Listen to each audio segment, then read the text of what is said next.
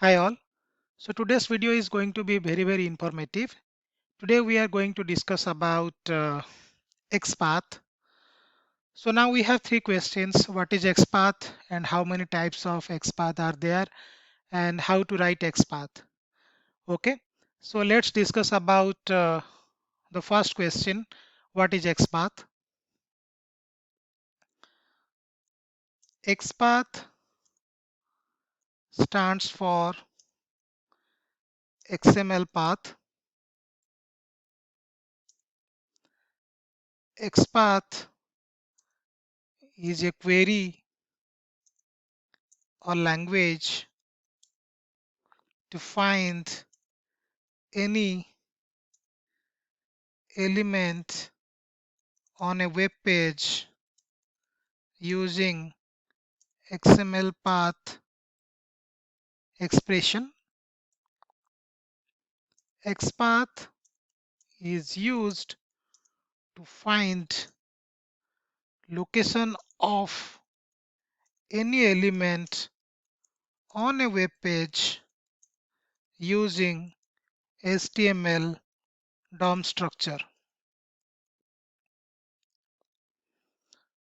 DOM in full form means document object model.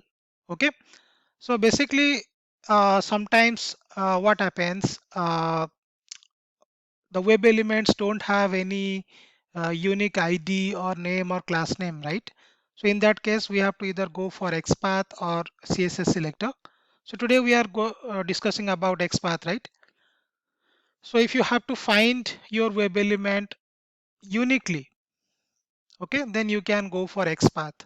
Okay, sometimes you have to write common XPath also, that we can discuss later how to write common XPath, so that you will find your web elements. Okay, a set of web elements. Okay, so now let's see the second question, types of XPath. So we have two types of XPath, two types. So the first one is absolute XPath. Okay, and second one is relative XPath.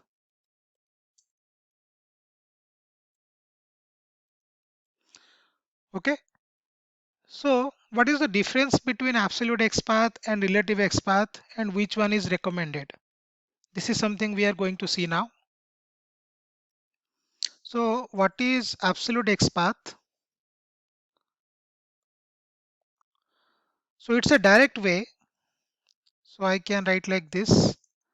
So I can write like this.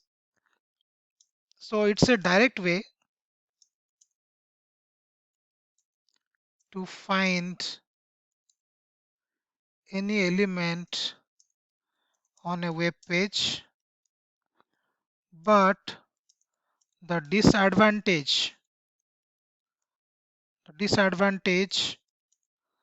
of absolute XPath is that if there is any change in the HTML DOM structure, then absolute XPath will get failed or it will not work. Okay. Now, second point is it always begins with a single slash,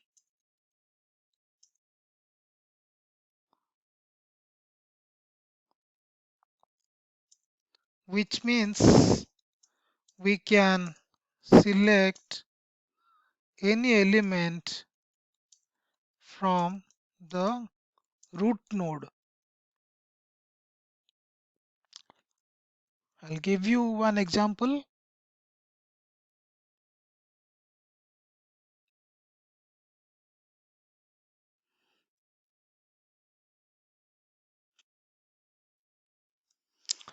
So let's go to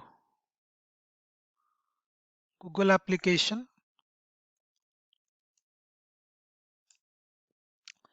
Okay, suppose now I want to write XPath for this particular edit field, right?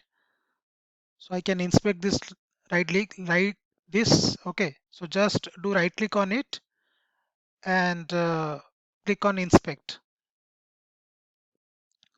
Okay, so now if I right click on it, I'll go to copy, and from here I can copy XPath. Okay, so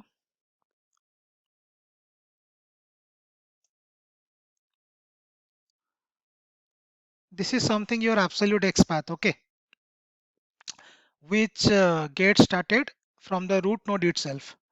But if there is any change in the HTML DOM structure, right? Suppose if the developer inserts something or like deletes something or updates something, right? Then this XPath is not going to work at all. So that is the reason absolute XPath is not at all recommended. What is recommended? Relative XPath. Okay. So let's see what is relative XPath.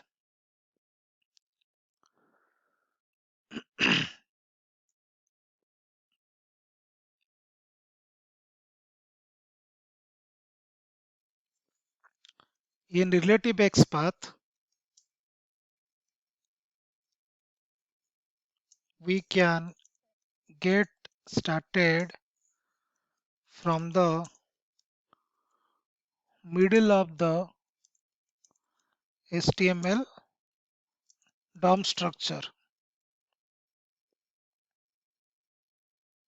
Second point is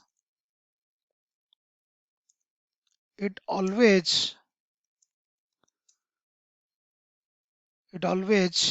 begins with double slash,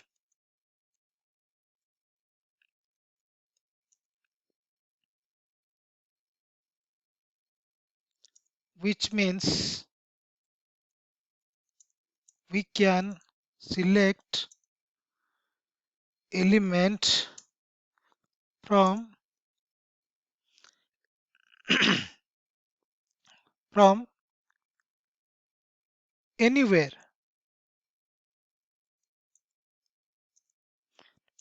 in the DOM. Okay, now what is the syntax? Okay, so basically whenever we have to write relative XPath, right? Suppose if we consider any web element, okay, so it must have something called as attribute or tag. Okay, so as relative XPath gets started with double slash, so we can write like this: double slash, then tag name, then at the rate attribute name, and inside this we will have our attribute value.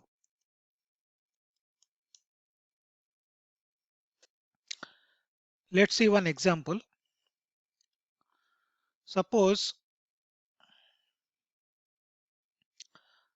I have already inspected this web element, right? So if you see, the tag name is input, right?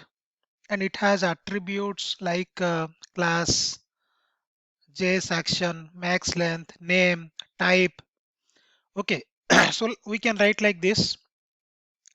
So just press Ctrl F, and here you can write. So just write double slash, and tag name is input, and I will select attribute name, and its value is Q. See, I have got one of one right here. That means I have found this web element uniquely on this particular web page, just because I have got one of one. That means I have found one matching node, and you can clearly see the difference, how big the absolute XPath is, but when it comes to relative XPath, right, it is very small.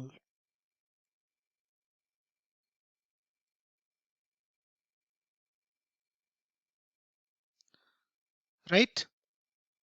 So this is the absolute XPath which we had got, and this is the relative XPath.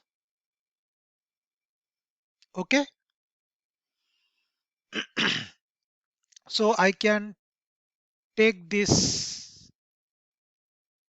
section from here to here. How to write XPath. Okay.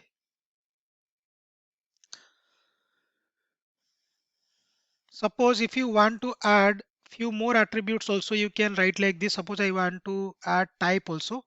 So you can also write type is equal to text. So sometimes one attribute will not be enough to find your web element uniquely. So you can add more attributes like this.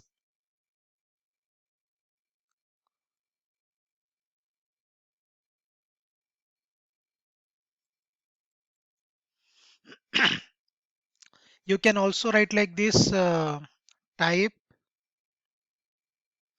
You can use AND operator. At the rate type is equal to text. This is also correct. You can also write like this.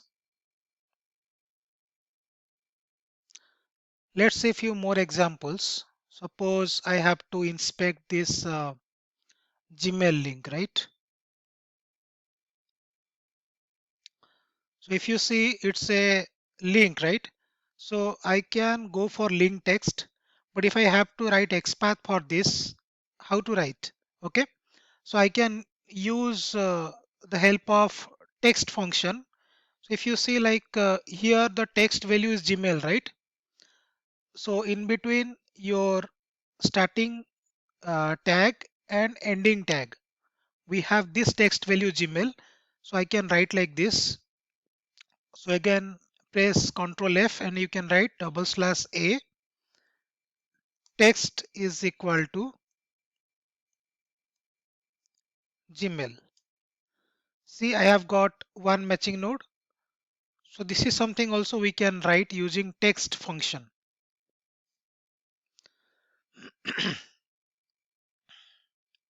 Let's see one more. Suppose I want to inspect these images. So here also like we have images, so we can take this and paste it over here. So we have got images now. So we can take the help of text also. Sometimes what happens like the developer gives space also, right? So in that case actually, so if you are writing text, make sure you are giving the I mean what we can say actual text. Okay. So if there is any space, then it will not work. Okay. So in that case, what we can write is we can take the help of contents. So we can write like this contents,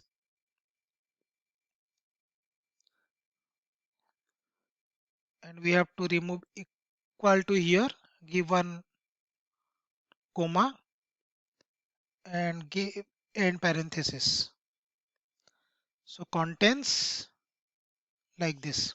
So even if it has spaces, it will work. Okay. So you can take the help of contents also. Like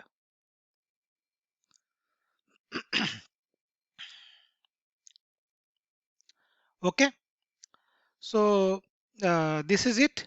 So in the next class, I will show you like how to write your uh, own customized XPath. We will see some advanced XPath, how to use parent, child, sibling, okay, ancestor, descendant. So I will show you in the next session. I hope you found this video informative.